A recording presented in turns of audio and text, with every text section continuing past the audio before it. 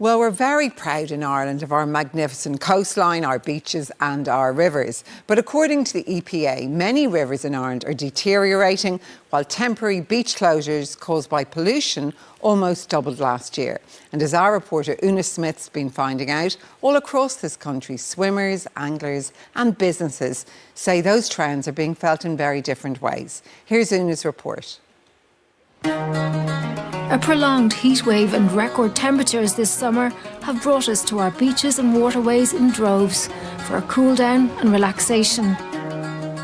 Here in Rush in North Dublin, locals say they live for their daily dip, and on good days, hundreds arrive onto the beaches here. We don't have an awful lot in Rush except our beautiful beaches. We need families to know that they can come to Rush. But this year, like last summer, they've been frustrated with no swim notices due to problems at a local sewage treatment plant. Unfortunately, so far this summer, the beaches have been closed twice already. But if there's any kind of an issue with the pumping stations, then they have to issue a do not swim notice. It's disappointing, you know, sometimes you're getting in the water and you're just going, right, hope for the best. The water at Rush, like roughly 80% of all bathing places nationally, is rated excellent, with almost all meeting the minimum standard. But what's not reflected in these ratings are temporary closures due to sewage and other pollution, which almost doubled nationally last year. We need to see better management of those treatment plants. More and more now, because of climate change and changes in weather patterns, we see that really intense rainfall events are causing stormwater overflows into coastal areas. And so for that reason, we're seeing bathing waters closed for a period of time. Locals in Rush would like to see more testing every week and year-round. I did some lessons last year. It was all about putting your face into the water and breathing. So I'm very reluctant to do that if I think, have we got accurate information? Once the notice goes up, the beaches are closed. It impacts hugely on the local economy. Near one of our busiest tourist sites in Cashel in North Tipperary is the stunning River Suir, a draw for locals and tourists alike, as it's internationally renowned for wild brown trout fishing. I've taken people from virtually every country in the world fishing here. I'm now reluctant to do that for obvious reasons. It's an embarrassment to bring foreign anglers to the river now. It's in such a state. What's happening here is very, very far from natural. We have a huge amount of weed growth. This is blanket weed, and it prevents the insects reproducing because the eggs of the insects cannot reach the bed of the river in order to reproduce. And obviously that affects not just the insects themselves, but all the other animals and the birds, etc., up along the food chain. The River Suir is just one of hundreds of rivers in trouble. Last month, the Environmental Protection Agency said that there are more rivers going into decline than improving. This leaves almost half, or 46% of our rivers and lakes, in poor or moderate condition, with only 54% being considered good or of high quality. The report really shows that there's no improvement in river or lake water quality. So yes, it's really a sad state of affairs in Ireland. What was roughly a 9-mile stretch of fishing for anglers on this part of the river is now limited to roughly 1 mile, with low fish numbers and dwindling wildlife. Well, the kingfishers very rarely seen now. Black caps, for instance, the dippers. I haven't seen a dipper, I couldn't tell you when. Herons become very scarce as well. While there are multiple pollution sources on the shore in County Tipperary, almost 70% of farmers failed initial inspections for good agricultural practice, compared to a national average of 43%. But in follow-up inspections, Tipperary farmers performed better than the national average. Where you have intensification of agriculture, you're going to see those excess nutrients entering the waterways. So it's really around managing our land and indeed stopping wastewater entering in surface waters in many areas.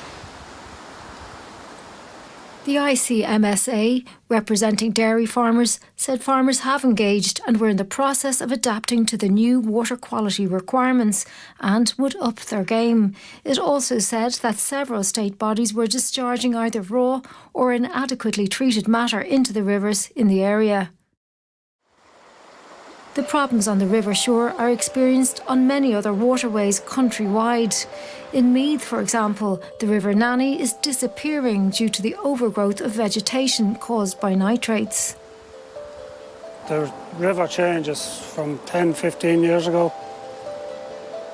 Growing up, you would have seen kids on both sides of the bridge here catching little minnows, small trout, stone loach, all that sort of thing. But with all the algae and the overgrown weeds, it's non-existent anymore.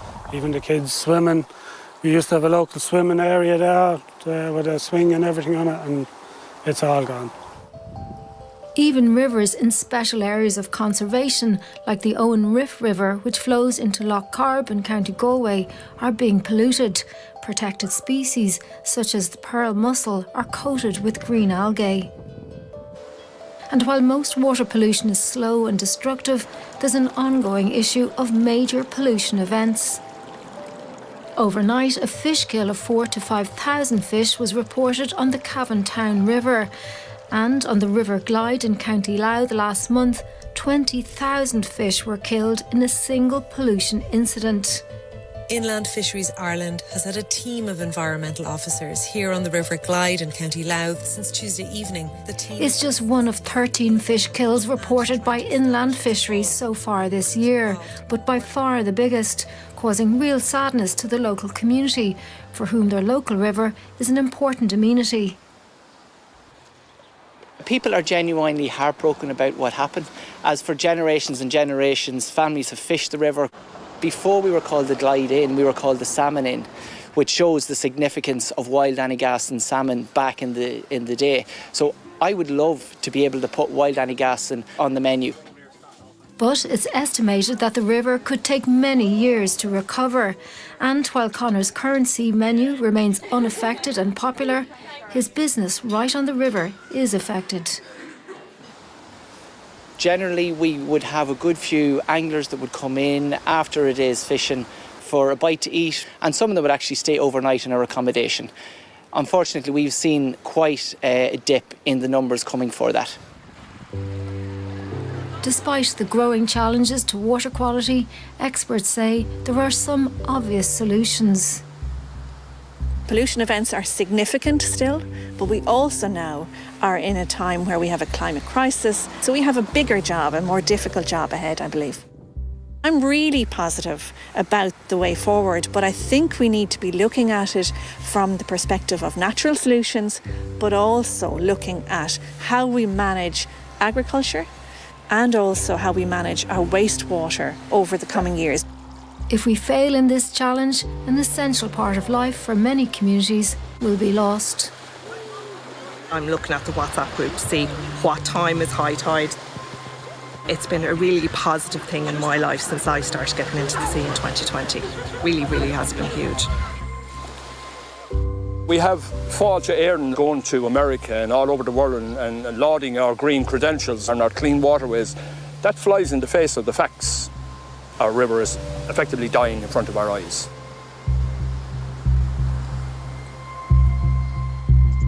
George there finishing Una Smith's report. And I'm joined in studio by Roger O'Gorman, leader of the Green Party, and from Cork by Minister of State Christopher O'Sullivan. Welcome to you both. Let me start with you, Minister. I mean, we heard there in Una's report, temporary beach closures because of pollution or because of sewage almost doubled nationally last year. What's going on? That is not good. Yeah, first of all, Miriam, just to say at the outset, of course, it's disappointing for me as Minister to look at that VT and to see the feedback from people right around Ireland in terms of whether it's Tipperary or Rush or the River Glyde, and to hear about their experiences. And that's that's something we need to sit up and take notice of and take on board. And obviously as well, that there was reference to the recent EPA report where we've seen a slight reduction in the amount of rivers that are in good ecological status. So we don't want to hear that. We want people to be able to enjoy our coast. We want people to be able to get out there and bathe safely. We want to be able to use our rivers for recreation. But for me as Minister with responsibility for nature, very importantly, I want our rivers to bounce back in terms of be healthy ecologically. That's really important to me. We want to see wild salmon and wild fish return to our rivers. But I hear, sorry Minister, you keep saying what you want. What are you doing to get that? You're the Minister. Yeah, so at the moment, we're in the middle of our third water action plan, okay? And while there have been some failures, we have to learn from those failures. We have to look at what we've done wrong, but there have been some successes. And the EPA report, remember, has referenced those successes. It has shown that where we put in place targeted measures, either working with farmers or working with communities, it has shown that we are achieving great results in terms of water quality improvement. What we need to do now with the fourth water action plan, and we'll have the first draft of that in December, is to scale that up, do it at a much greater scale right across the country so we can actually see improvements. And also, just to say, Miriam, for the first time ever, Ishgarin is being properly resourced to the tune of 12.2 billion, and that's increased their capacity, which will allow them to deal with that. There are improvements as well as what we witnessed there. We have to ensure that Irish people, no matter where they live in the country, have access to clean water, not just for health reasons, but for the role water plays in our economy, in biodiversity, and in general wellness.